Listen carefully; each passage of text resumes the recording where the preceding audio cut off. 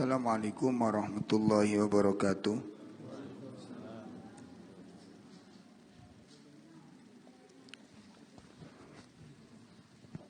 Alhamdulillahi rabbil alamin.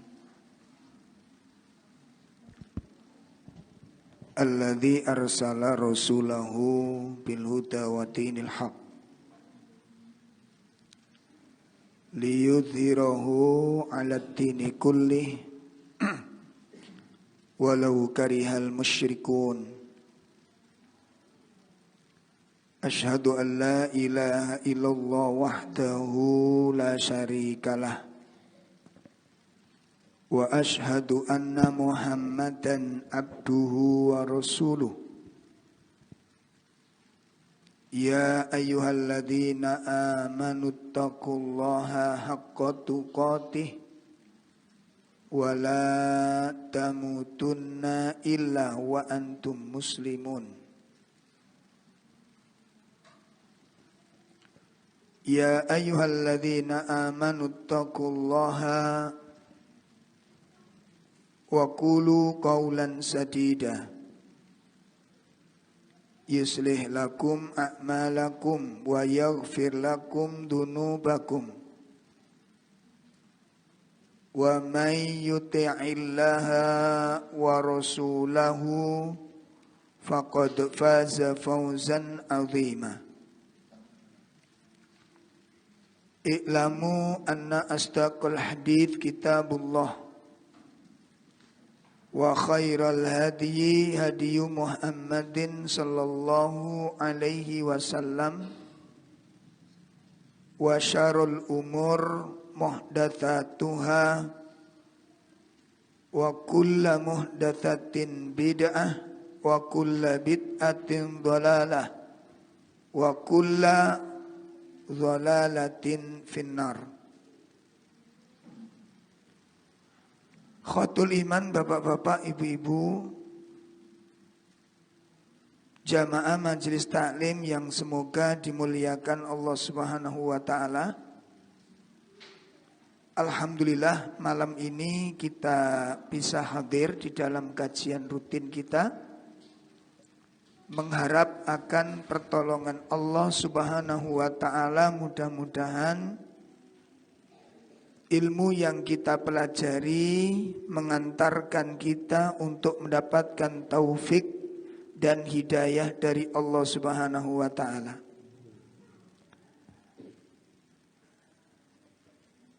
Dan di antara syarat agar ilmu ini bermanfaat, agar ilmu itu nyentuh ke dalam hati, adalah meluruskan niat di dalam tholabul ilm ini. Kita benahi niat kita, bukan sekedar untuk menambah wawasan semata. Ya. Jadi bukan sekedar untuk menambah wacana saja.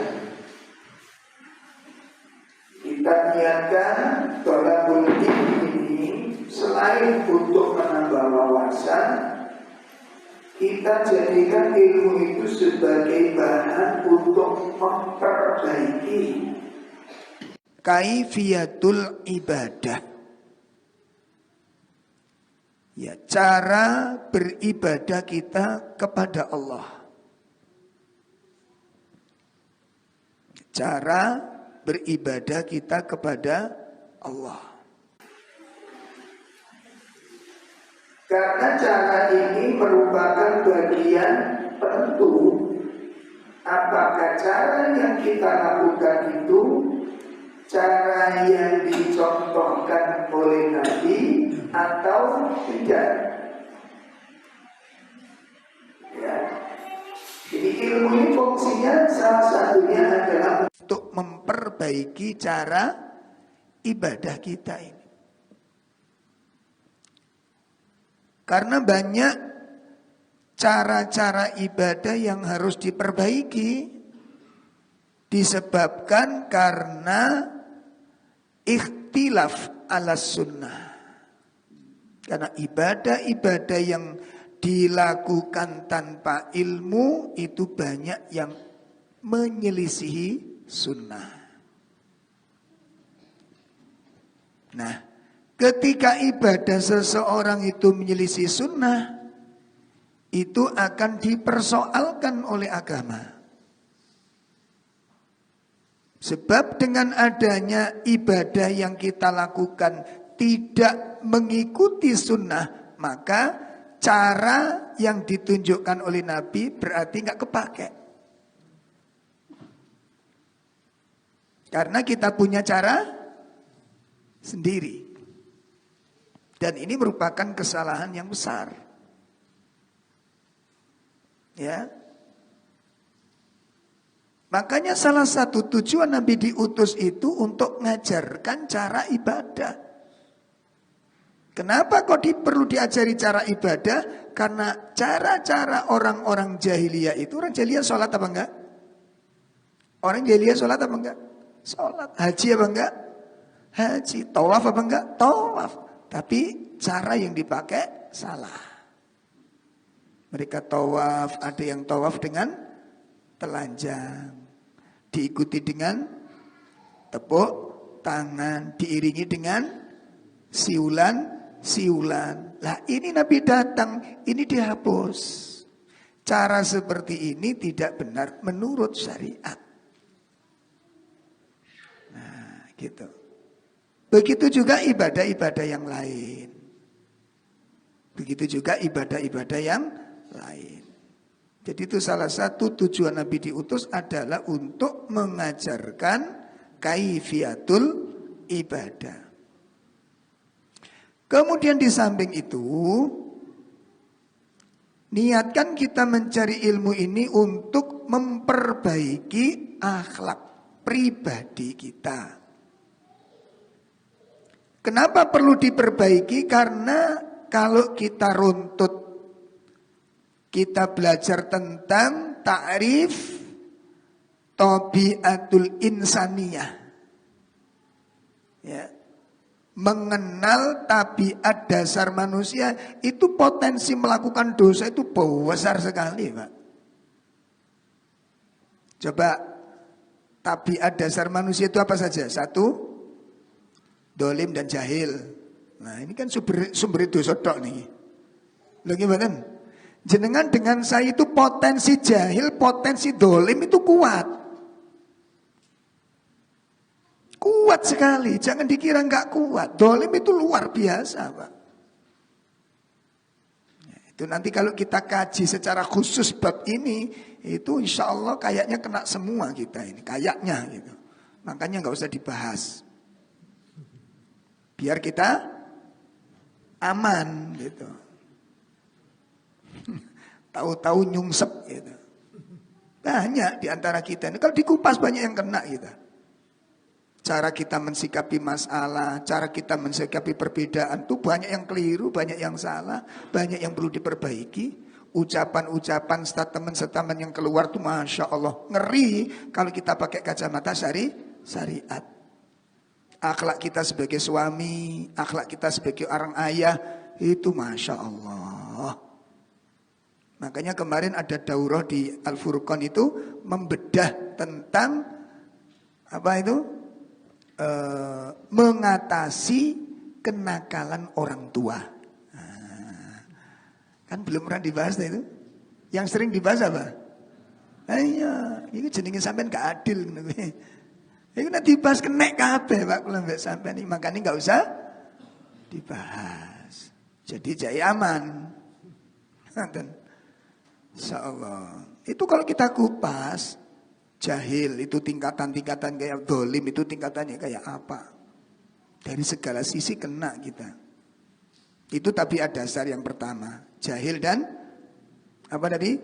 Kemudian tabiat yang kedua apa? Istijal, tergesa-gesa. Oh tambah nemen ini. Ini tadi pagi kita bahas di Sidoarjo.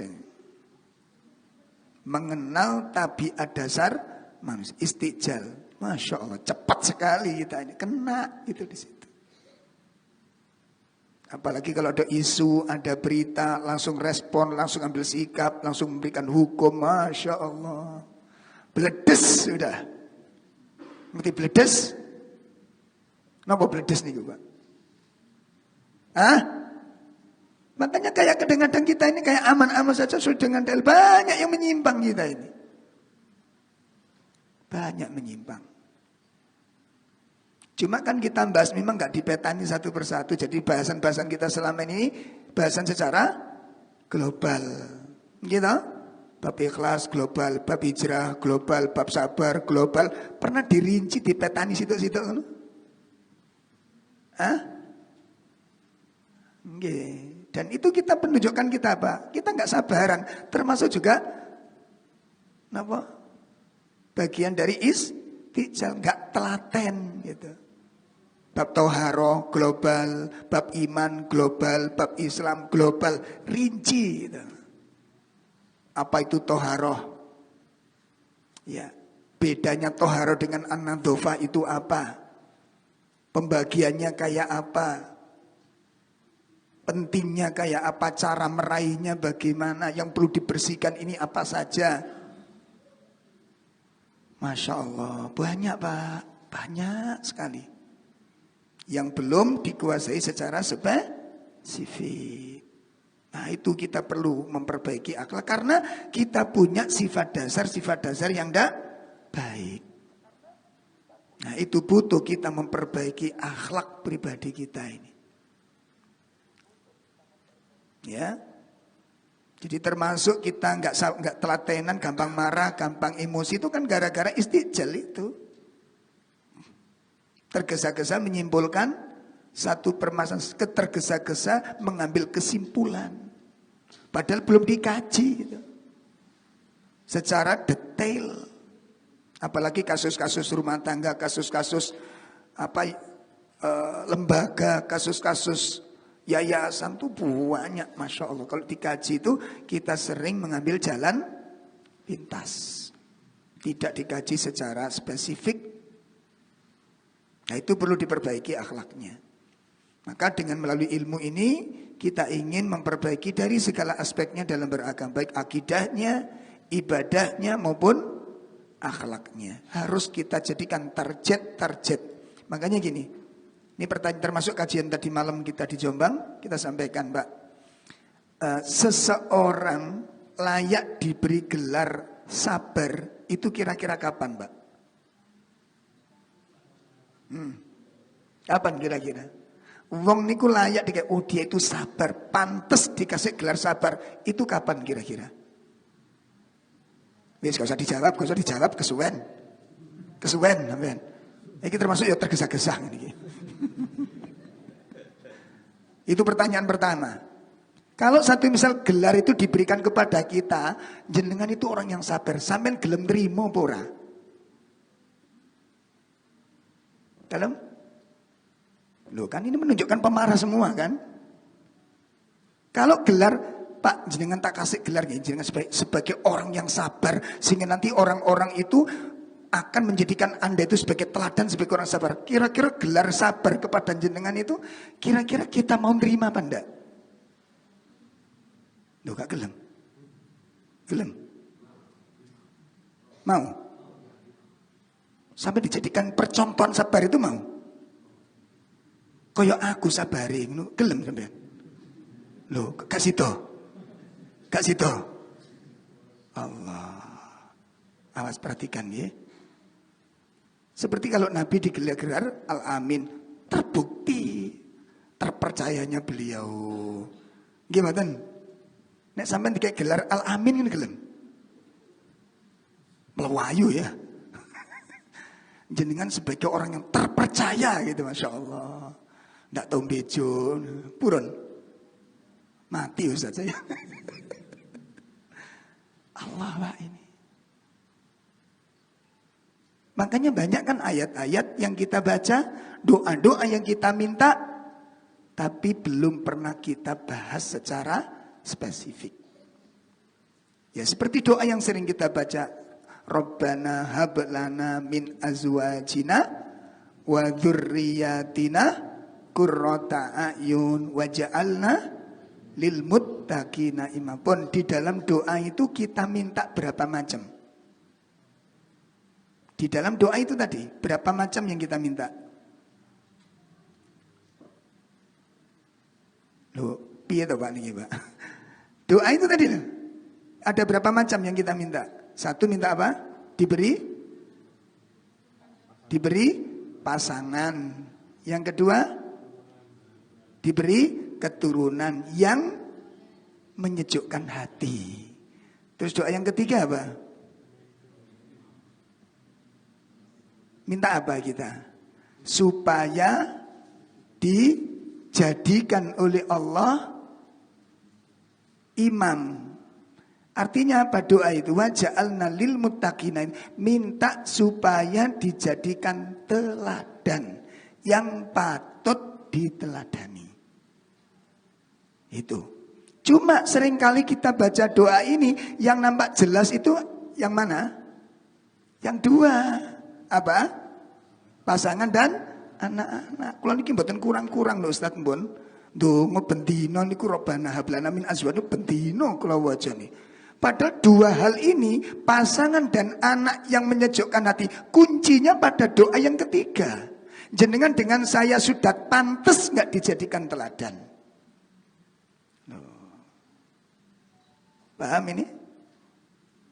Sudah layak nggak kita ini? Ya Allah jadikan aku teladan yang patut diteladani. Dari mulai kesabaran, dari mulai disiplin, dari mulai kesungguhan, dari mulai qanaah, dari sifat syukur, dari sifat Masya Allah. Waja'alna lil muttaqina imam. Jadikan aku ini teladan. Kita merenung sekarang Mbak. Apakah dengan kapasitas kita yang kita miliki baik ilmu maupun amal ibadah pribadi dan kelakuan kita, kira-kira Pak dengan kapasitas kita yang ada ini sudah layak nggak dijadikan teladan yang patut diteladani? Kita renungkan. Sudah layak apa enggak? Sehingga nanti tuh ini bapak percontohan. Nah, satu misal. Biasanya kalau percontohan itu yang jelek atau yang terbaik? Nah kira-kira Pak, kira-kira dengan kapasitas yang kita sendiri tahu lah kita ini kayak apa, ya itu kira-kira ngeten lho, kira-kira layak belum dijadikan teladan yang patut diteladani. Sehingga orang-orang nanti berkiblat kepada kita. Kayak dulu, orang-orang kalau ingin belajar qanaah, belajar ke Imam Ahmad. Itu gurunya orang-orang qanaah. Gurunya orang zuhud. Gurunya orang sederhana. Gurunya orang bersyukur. Itu belajar kepada Imam Ahmad. Belajar tentang akhlak, belajar kepada Imam Asy-Sya'bi. Kenapa? Beliau itu wajahnya selalu berseri-seri. Dia itu pemaaf, dia itu gak gampang sakit hati. Beliau itu lapang hatinya. Dan beliau itu paling banyak berkorban untuk orang lain. Mendahulukan orang lain dari kepentingannya. Itu Imam Asy-Sya'bi. Sekarang kalau kita ingin belajar tentang suatu akhlak, nang Imam sopo. Nah. Makanya kalau disiplin satu misalnya anak yang bulet, ayo disiplin nak, kayak ayah gini loh, gitu loh.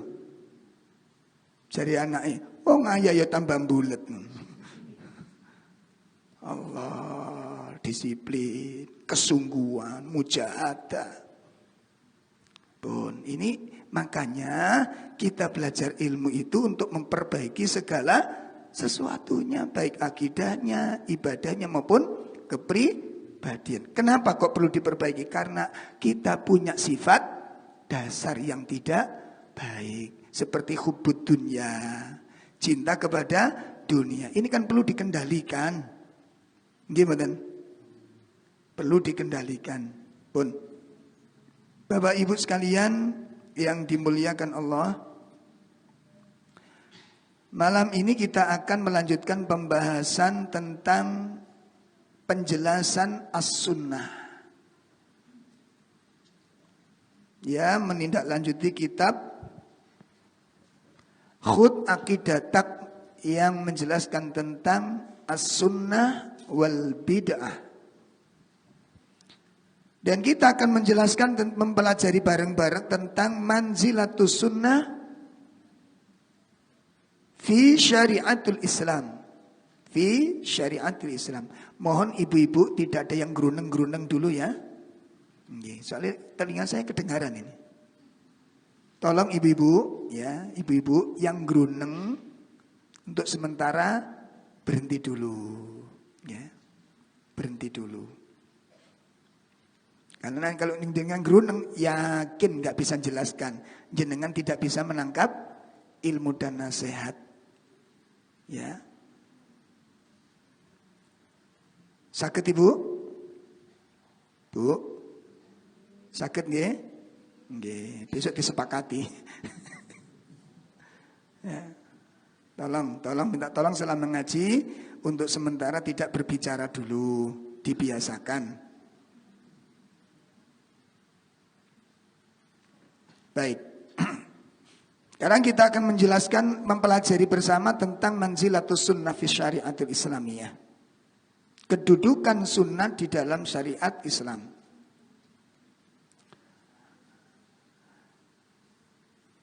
Sesungguhnya umat Islam ini bersepakat, ya, ijma. Apa saja yang datang dari Nabi Shallallahu Alaihi Wasallam, ya, umat Islam telah sepakat bahwa apa saja yang datang dari Nabi Shallallahu Alaihi Wasallam, minal qaulin, baik tentang ucapan, wa fi'lin atau perbuatan, wa takririn atau takrir, persetujuan, ya, atau persetujuan yang sampai kepada kita, ucapan beliau, perbuatan beliau, persetujuan beliau yang sampai kepada kita, ya, baik itu dengan jalan mutawatir atau ahad, dengan biisnadin sahihin, dengan sanad yang sahih, itu syarat utamanya. Dengan sanad yang sahih, maka wajib bagi umat Islam untuk menerimanya dan mengamalkannya. Ini umat ini sepakat dalam hal ini. Ya, umat Islam sepakat bahwa apa saja yang datang dari Nabi SAW, baik itu ucapan, baik itu perbuatan atau persetujuan dengan sanad yang sahih, maka wajib bagi umat Islam untuk apa? Menerima dan mengamalkannya.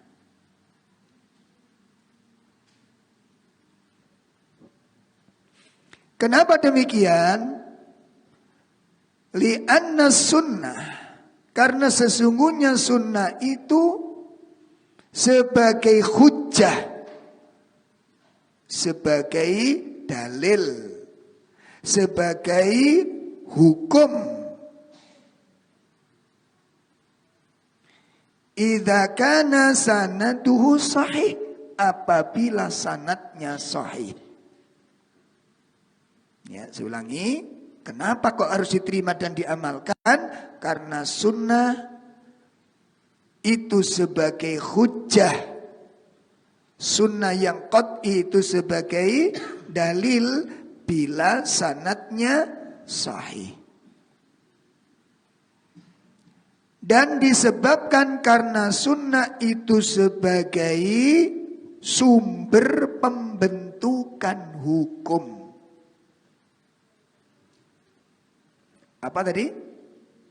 Kenapa kok harus diterima dan harus diamalkan? Karena sunnah menjadi apa? Sumber pembentukan hukum yang oleh para ulama dan para mujtahidin, para mujtahid, para ulama, sunnah itu dijadikan sebagai rujukan. Ya, dijadikan sebagai apa? Rujukan untuk menjelaskan dan dijadikan standar hukum syariat ini. Itu yang kedua. Yang ketiga, karena sunnah itu sebagai tibyan, penjelas daripada Al-Quran. Jadi sunnah dijadikan sebagai apa? Penjelas perkara-perkara yang ada di dalam Al-Quran. Itu dijelaskan oleh sunnah. Kenapa perlu penjelasan? Karena Al-Quran menjelaskan persoalan-persoalan itu seperti ibadah, seperti akidah, itu adalah penjelasan global. Seperti penjelasan tentang tauhid. Ya, penjelasan qat'i di dalam Quran, tauhid uluhiyah, tauhid rububiyah, penjelasan itu enggak ada. Yang ada dijelaskan di dalam sunnah dan pandangan-pandangan ulama. Kesepakatan para sahabat. Ibadah juga demikian. Ibadah Al-Quran menjelaskan secara global. Yang menjelaskan rinciannya sunnah. Ya, makanya di Surabaya pernah rame ada satu gerakan ngaji itu nggak mau pakai hadis. Hadis itu sebagai sumber perpecahan. Nah itu. Itu nulis buku yang cukup menarik, apa? Revolusi Al-Quran. Ya, revolusi Al-Quran. Ustadznya dari Waru, daerah Waru. Itu nggak pakai hadis, kalau ngaji Quran. Akhirnya pas ada santrinya yang ikut itu, saya tanya, kita nggak nolak. Nah kalau nggak nolak, kenapa tidak ngaji kitab-kitab hadis? Karena dijelaskan di situ hadis itu sebagai sebab perpecahan umat, dan di antara hadis itu ada yang dhaif, ada yang palsu, makanya yang lebih selamat adalah mengkaji Al-Quran saja. Tak tanya, samin sholat apa ora? Sholat aman enggak? Ya sholat, ya sudah selesai. Berarti samin kudu gelem gak gelem, kudu gelem hadis. Nah sendiri kan kalau nanti nggak pakai hadis, sholatnya piye sampean? Menamakan sholat itu di mana? Quran enggak ada istilah sholat isya. Istilah sholat subuh, 5 waktu penjelasan waktunya tidak dijelaskan di dalam Al-Quran. Bagaimana cara rukuknya, bagaimana doanya, pembagian waktunya, tidak dijelaskan rinciannya. Itu dijelaskan di dalam sunnah. Ya, zakat juga demikian. Tidak dijelaskan berapa gram yang harus dikeluarkan, berapa kilo yang harus dikeluarkan, berapa lama harus dikeluarkan. Al-Quran tidak menjelaskan. Al-Quran cuma menjelaskan wa'atuz zakah. Kapan zakat itu dinaikkan? Ada berapa macam itu zakat yang harus dilaksanakan? Itu hanya dijelaskan di dalam sunnah. Ibadah haji rinciannya di dalam sunnah. Gitu. Makanya orang-orang yang nggak mau hadis kalau mati bingung gimana ngerawatnya. Karena di dalam Al-Quran tidak ada ayat yang menjelaskan tentang perawatan jenazah. Memandikannya bagaimana? Pakai selang atau direndam? Iya, terus nguburnya nanti gimana? Ditidurkan apa didekno kayak listrik ngono?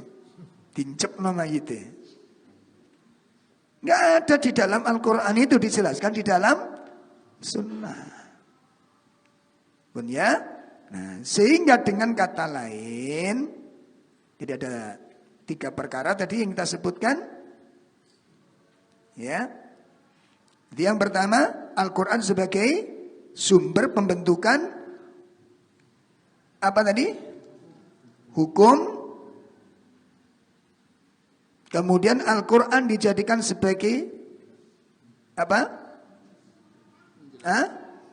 Penjelasan tentang Al-Quran.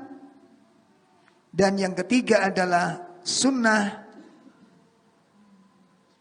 dijadikan standar pembatasan-pembatasan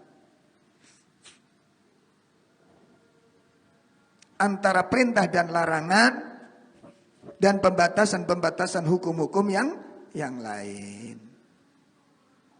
Itu Al-Quran dan Sunnah, itu fungsinya di sana untuk perundang-undangan. Nah sekarang mari kita lihat dalil-dalil dalam Al-Quran yang menjelaskan bahwa sunnah itu sebagai hujjah yang harus ditunaikan. Ya, kita pelajari dalil-dalil dari Al-Quran yang menganjurkan, yang memerintahkan kita untuk menjadikan sunnah itu sebagai hujjah, sebagai dalil untuk dilaksanakannya sebuah syariat. Yang pertama, kita lihat surat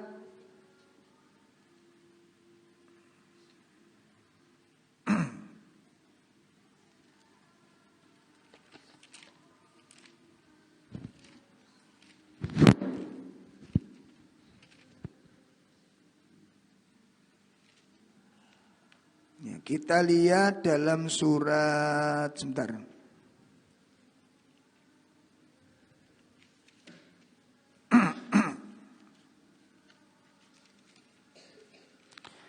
Iya, dalam surat Al-Ahzab ayat 36. Surat Al-Ahzab ayat 36.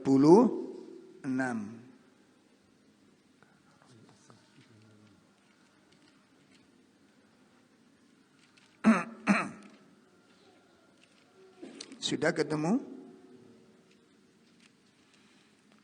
A'udzu billahi minasy syaithanir rajim. Wa ma kana lil mu'minin wa la mu'minatin idza qadallahu wa rasuluhu amran ay yakuna lahumul khiyarah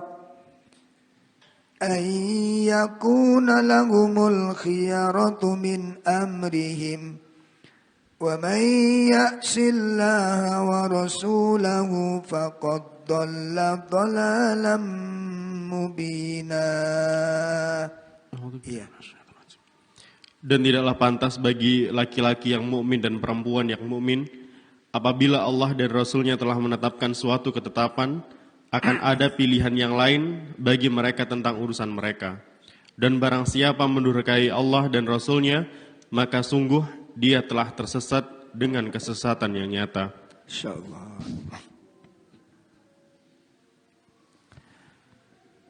Ayat ini berkaitan dengan salah satu peristiwa di mana Rasulullah SAW melamar siapa? Zainab untuk dinikahkan dengan Zaid bin Harisah. Nah, ketika Nabi datang melamar Zainab untuk dinikahkan dengan Zaid, yang mana Zaid ini statusnya apa? Mantan budak dari Nabi Shallallahu Alaihi Wasallam, dan ketika dibebaskan dia tidak mau pulang dan ingin terus melayani Rasulullah SAW. Maka diangkat menjadi anak angkat beliau sampai sempat terkenal Zaid bin Muhammad. Saking dekatnya dengan Nabi. Maka ketika Zainab ini menolak dan Nabi pun pulang, belum jauh dari rumah Zainab turun ayat ini. Kemudian Nabi kembali menyampaikan bahwa Allah telah menurunkan ayat seperti ini. Tidak pantas disebut mukmin. Ya. Jadi seseorang itu belum bisa disebut beriman, tidak layak disebut beriman. Apabila Allah telah menetapkan suatu pilihan, namun dia punya pilihan dari selain yang dipilihkan oleh Allah dan Rasulnya, maka orang yang menolak pilihan Allah dan Rasul ini, orang seperti ini belum layak disebut sebagai orang yang beriman. Nah, maka di dalam ayat ini jelas sekali Allah menjadikan sunnah sebagai standar kelayaan orang itu dikatakan sebagai orang mukmin atau belum. diterima atau tidak imannya, itu dilihat dari standar. Dia lebih memilih sesuatu yang dipilihkan oleh Allah dan Rasulnya, atau pilihan sendiri yang dia tentukan. Maka dalam ayat ini menjelaskan, menyimpulkan bahwa sunnah sebagai dasar untuk penetapan sesuatu, penjelasan sesuatu, sebagai hukum sesuatu, orang itu layak dikatakan mukmin atau tidak. Ternyata salah satunya adalah menerima atau tidak terhadap sunnah. Itu dalam satu kasus, tentu dengan kasus-kasus yang cara hidup, gaya hidup, kita lebih memilih mana yang dicontohkan Nabi dengan yang tidak, yang dipilihkan oleh Nabi atau yang tidak. Makanya aneh ketika orang beramai-ramai mengatakan cinta kepada Nabi, merasakan kagum kepada Nabi, tapi sifatnya, perbuatannya, kehidupannya jauh daripada sunnah. Ini sungguh sangat aneh dan sangat ironis. Sangat dipahami? Sementara kita lihat di dalam ayat ini begitu jelas sunnah itu menetapkan sebagai hukum pemisah orang itu dikatakan iman atau tidak. Itu salah satu syaratnya adalah mau menerima sunnah atau tidak. Sampun jelas nih? Don. Adzan dulu ya. Nanti kita lanjutkan setelah adzan.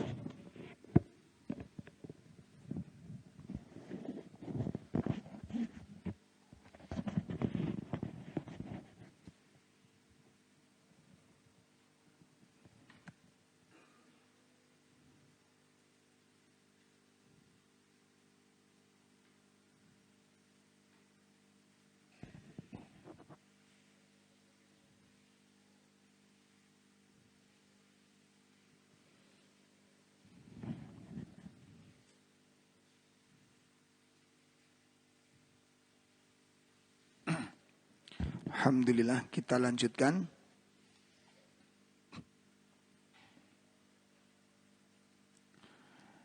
Ini ayat yang pertama yang menjelaskan bahwa sunnah merupakan hujjah yang tidak boleh ditinggalkan. Dalil yang kedua, surat Al-Hujurat ayat yang pertama. Dalil yang kedua, surat Al-Hujurat ayat yang kedua.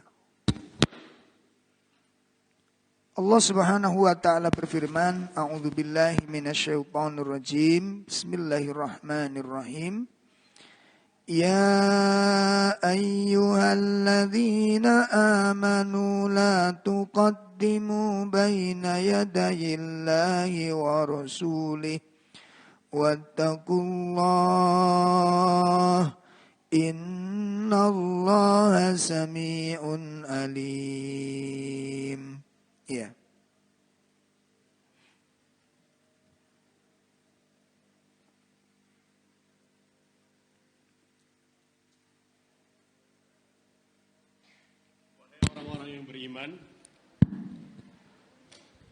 Wahai orang-orang beriman, janganlah kamu mendahului Allah dan Rasul-Nya, dan bertakwalah kepada Allah. Sungguh Allah Maha Pendengar, Maha Mengetahui. Nah,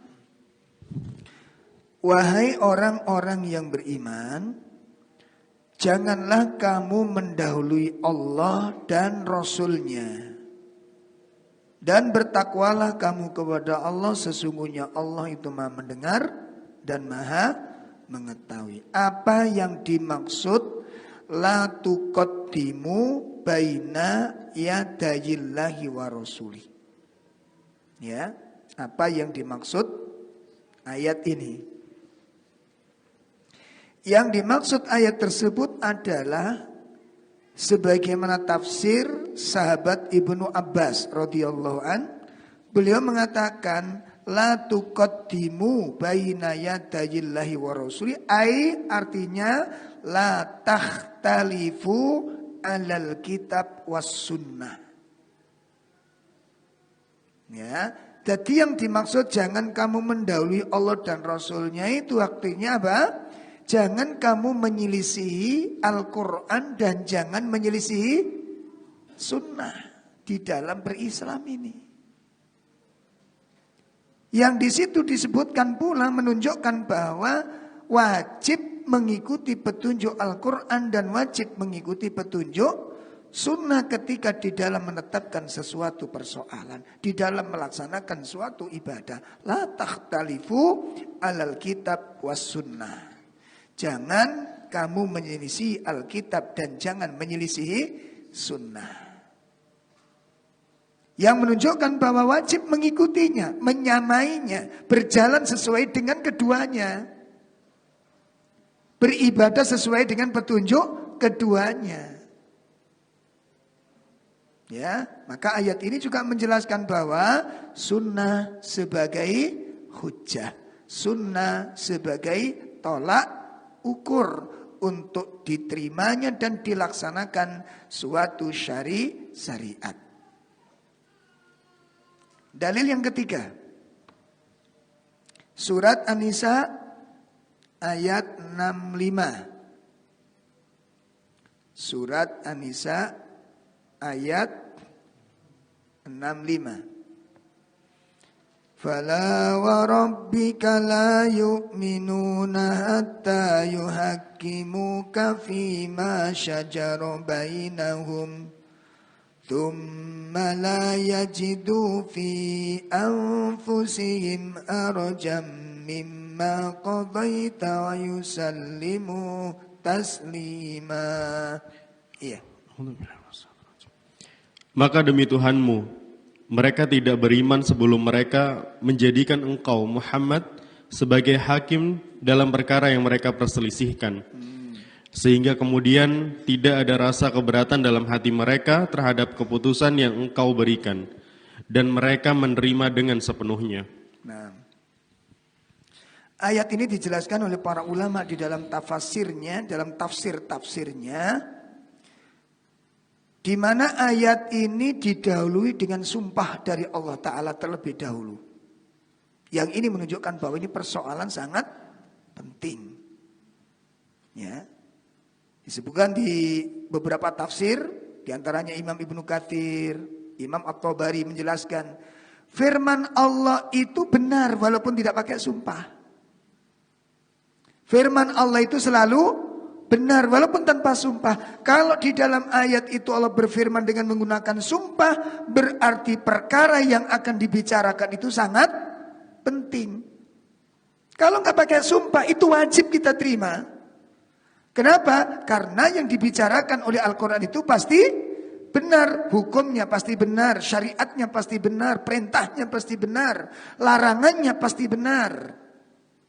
Kalau nggak pakai sumpah. Nah kalau pakai sumpah ini lebih serius untuk diperhatikan. Karena pasti nggak mungkin Allah berbicara sembarangan apabila dengan menggunakan sumpah. Allah yang maha besar ini. Membicarakan tentang sesuatu diawali dengan sumpah. Kalau nggak pakai sumpah saja kita wajib, loh apalagi itu pakai sumpah.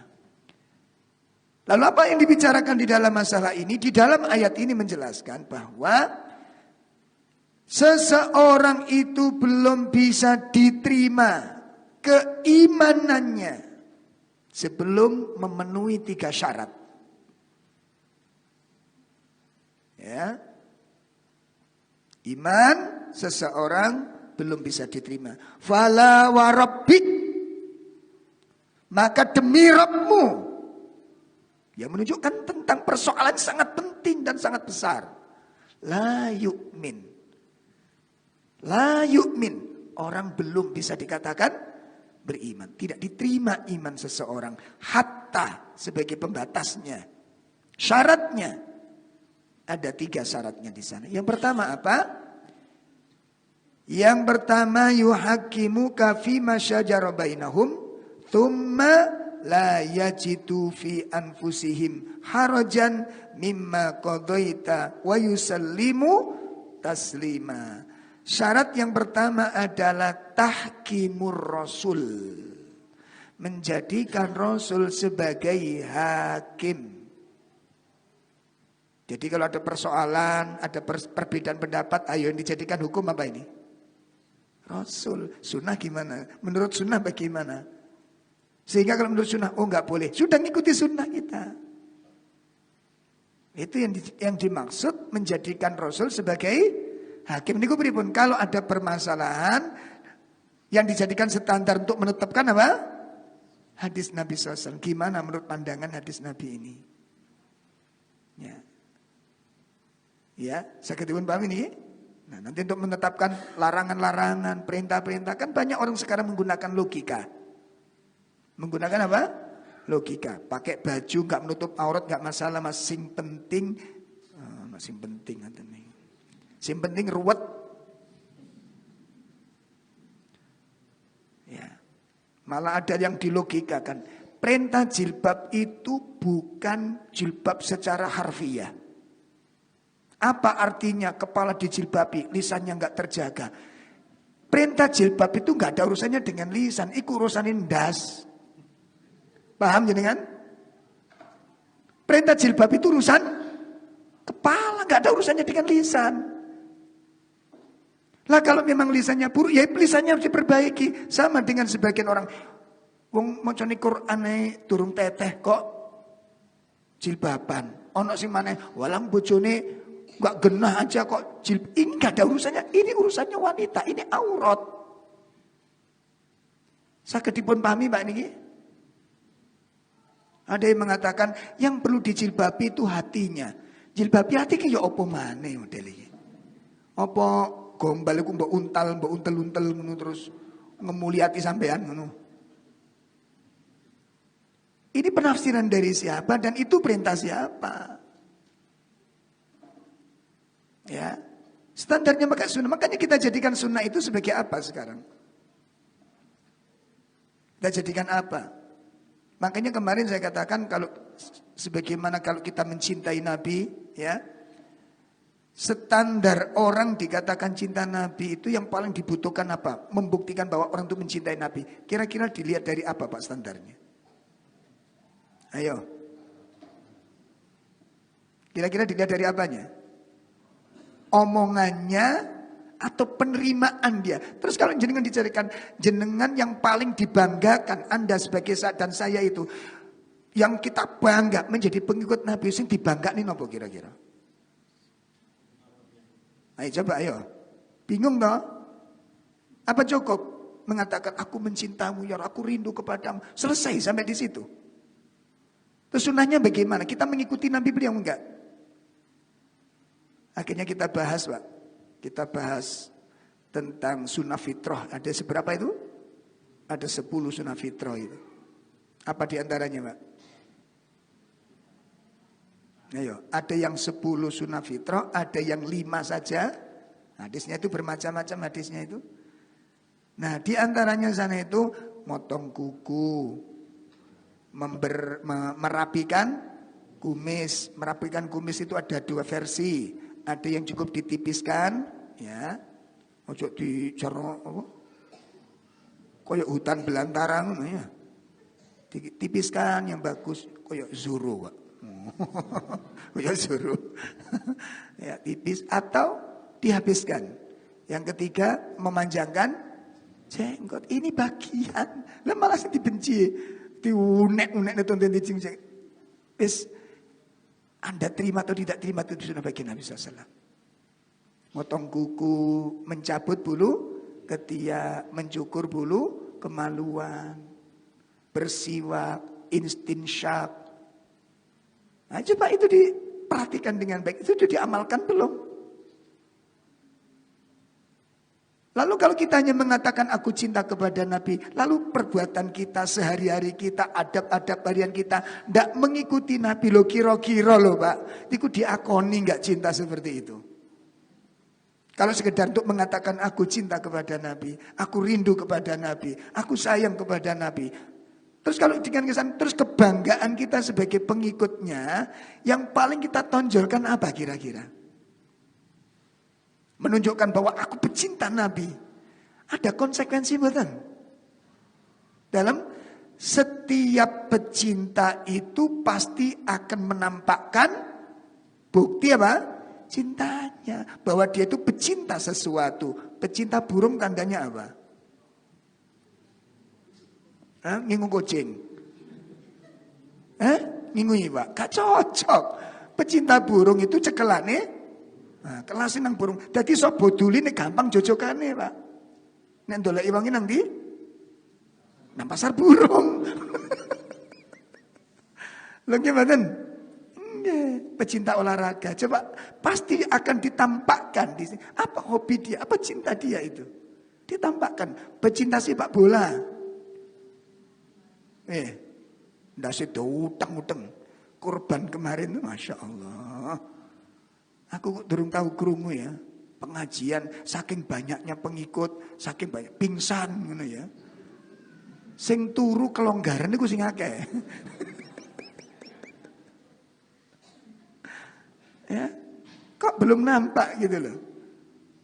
Baca Quran juga enggak, sholat jamaah juga enggak, mengatakan cinta kepada Rasul, gedabrus, ngono loh. Wis gak ragu-ragu kita katakan demikian. Bohong dia. Bohong dia. Dan kita lihat bagaimana para sahabat, para imam-imam mencintai Rasul. Bagaimana kehidupan mereka. Subhanallah. Makanya saya pun sebenarnya nek nurut pantas-pantasan enggak batik pantas, Pak. Wis rada guru ya rada irem, jenggoten rada welek saja nih. Cuma kan ini sunnah, saya bangga. Saya bangga. Dan itu perintah dari Nabi SAW. Untuk diamalkan, dihidupkan. Loh ngono, arek pang apa yang dicintai apa? Ayo bukti. Buktinya kalau Anda itu cinta pang. Durung ditendek, gak diakoni pang ya sampean. Nek wis kupinge dibolongi mbek betoneser. Telinganya ditendek tatoan, gak adus baru diterima. Sampe nek sik bersih, urung pantes dadi ngopang kok klemis iki piye to? Benar pada saya ngomong ini? Maka kalau kita mengatakan cinta Nabi, buktikan cintamu apa sekarang. Buktikan. Pun sunnah-sunnahnya kita tinggalkan, perintahnya kita abaikan. Cinta itu dari mana itu diakui? Ayo ikhwah. Dari mana itu dikatakan itu cinta? Dari mana saya sebutkan? Sampai na'udzubillah di luar tambah ekstrim, Pak.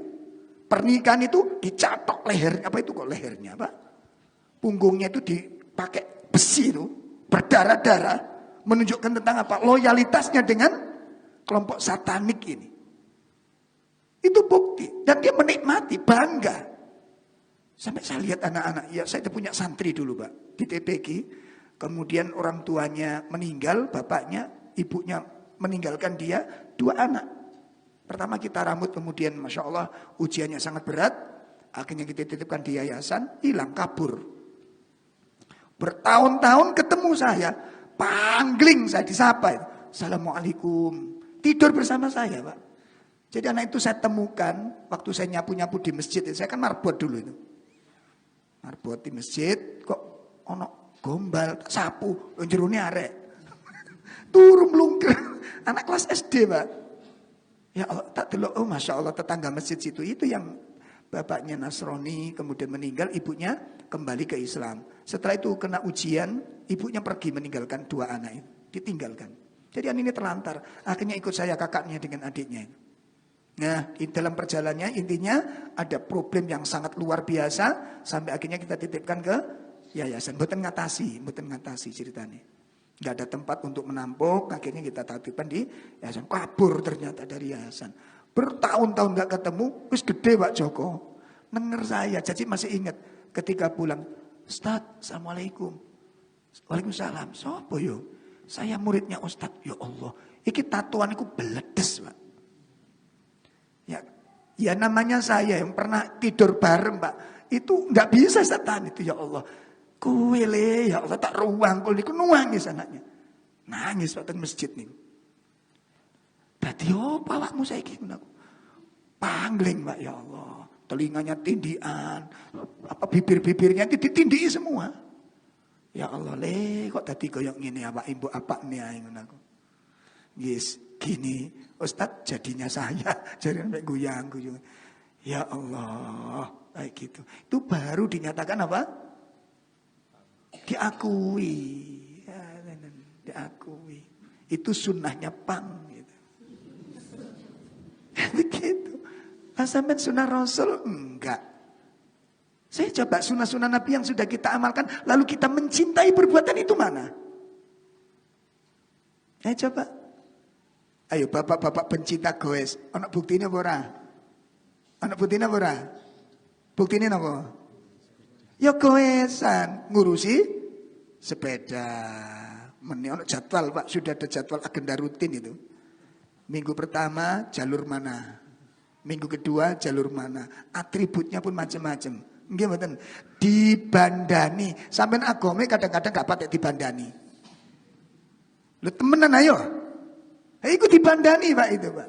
Mulai bendera umbul-umbul. Gitu, seragam mandor tebu. Loh, nggih mboten ketoprak. Duwe kabeh wong-wong niku. Dan itu seragam itu dipakai atribut kebanggaan mereka.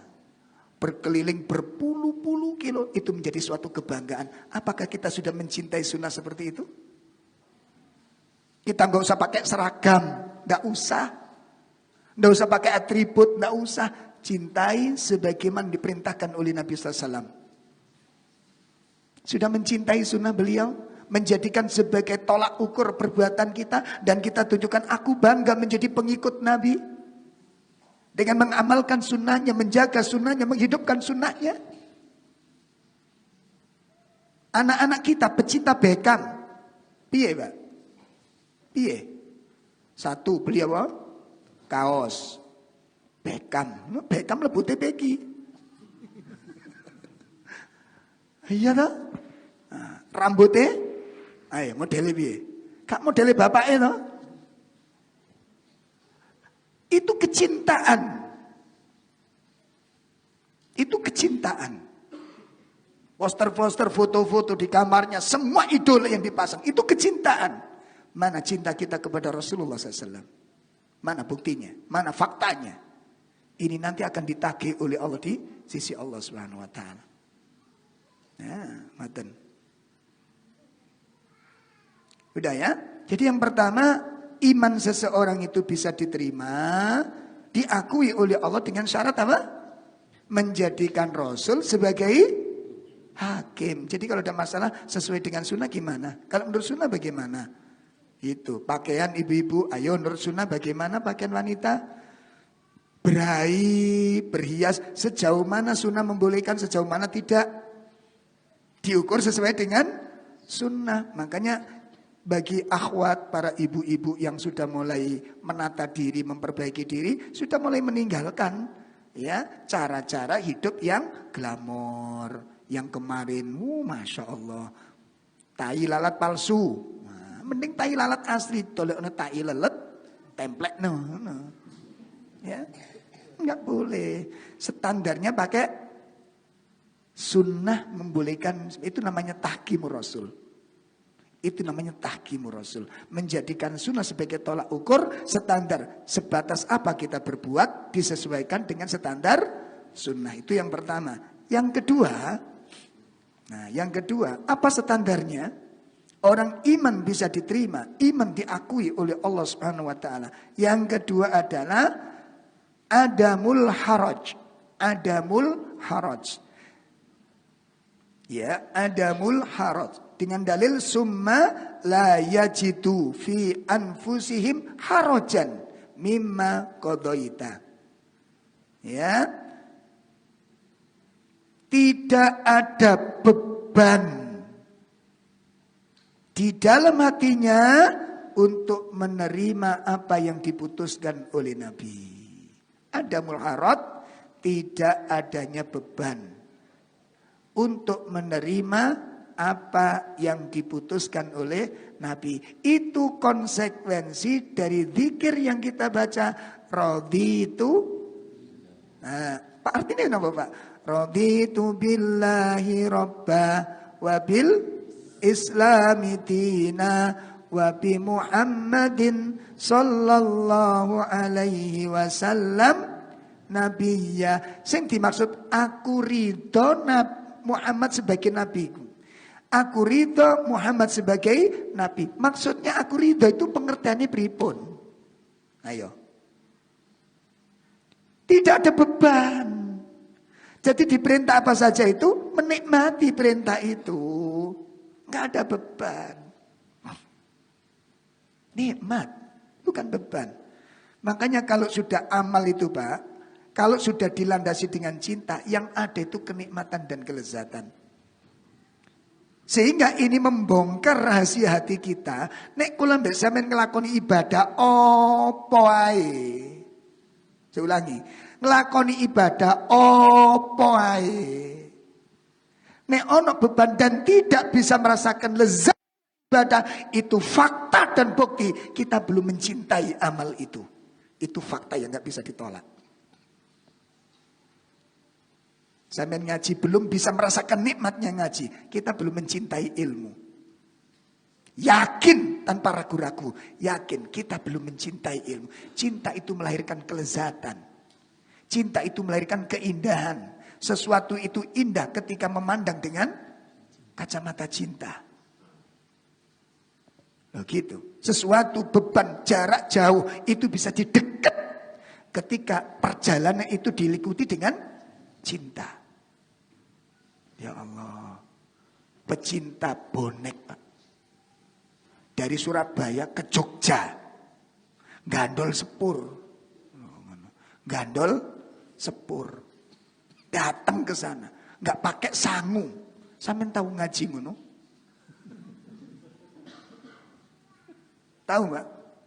Ngaji nang krian ada ustad datang, ustad kibar datang. Ya opo gano kendaraan, gandol. Orang tumon.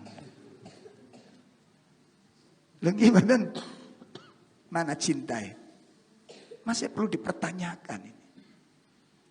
Cinta itu yang jauh jadi dekat, yang berat jadi ringan. Cinta itu merubah perkara-perkara, perasaan itu berubah dengan cinta itu. Panas bisa berubah menjadi dingin karena cinta. Ngaten. Makanya ciri-ciri orang kalau sudah jatuh cinta itu mulai error, itu mulai error dia. Nah, ketemu dengan orang yang dicintai walaupun di tempat sampah harum aromanya. Bau badeknya sampah itu hilang. Kenapa? Karena duduk dengan orang yang dicintai. Pegel capek gak ada itu, Pak. Sambil anak-anak kita tuh kalau udah main HP. Ojo dijaluk sedino kuat apa ora? Tak takonnya ya. Main game. Wah, dulu kan ada game online itu ya. Sampai teriak. Laopo itu. Ya Allah, itu Pak sehari penuh. Nek gak sampean celuk, tetap duduk di sana dia. Resah atau bahagia? Pertanyaannya, resah atau bahagia? Lapar apa enggak? Lapar, cuma laparnya itu dikalahkan dengan kecintaan. Makanya tak kayak contoh yang paling gampang, cek gampang nyantol nih. Sampai sak seneng-senengi sholat malam, sak seneng-senengi sholat malam, berapa jam kuat? Ada di antara kita pecinta tahajud 3 jam gitu. Ada? Nggak ada? Nggak, aku takon tok. Takon tok. Saya tahu pecinta dangdut nih Pak. Kita terawih paling banter berapa jam? Terawih? 1 jam. 1 jam Pak. 2 jam. Murka kita Pak. Murka. Surat kaleng masuk ke takmir. Pak tolong Ustadz kemarin jangan sekali-kali diundang lagi. Ustadz gila. Terawih 3 jam. Iya nek Mekah Mas. Nggak bisa. Pecinta dangdut nih Pak. Dangdut kalau sudah, apalagi dulu ada palapa itu. Masya Allah. Palapa. Itu kalau berdiri tok tanpa rukuk, tanpa sujud itu. Loh gimana?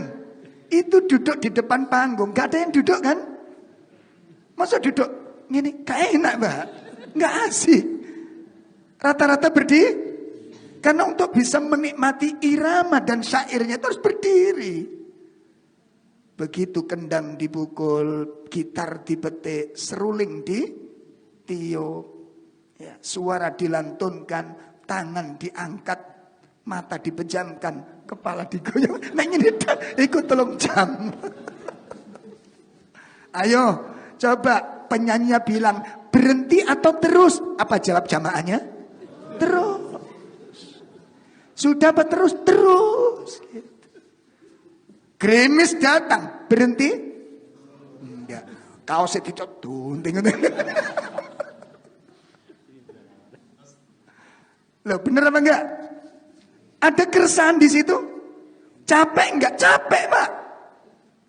Enggak dikasih makan, enggak dikasih minum. Kalau anu beli dia. Dalam kondisi gerimis. Tapi dia dengan setia. Kenapa? Cinta. Mana cinta kita kepada Allah? Mana cinta kita kepada Allah? Salat 1 jam itu sudah dapat peringatan di mimbar ini. Mohon dengan sangat para imam. Membaca surat jangan. Yes, sampean kate ngomong cinta kepada Allah gedabrus. Anda mau jawab apa? Mengeles kemana? Ngeles kemana? Inikah pecinta Quran? Inikah pecinta sunnah? Inikah pecinta amal? Inikah perindu-perindu surga? Bermalas-malasan dengan amal menuju surga? Berat menuju surga? Kadzab.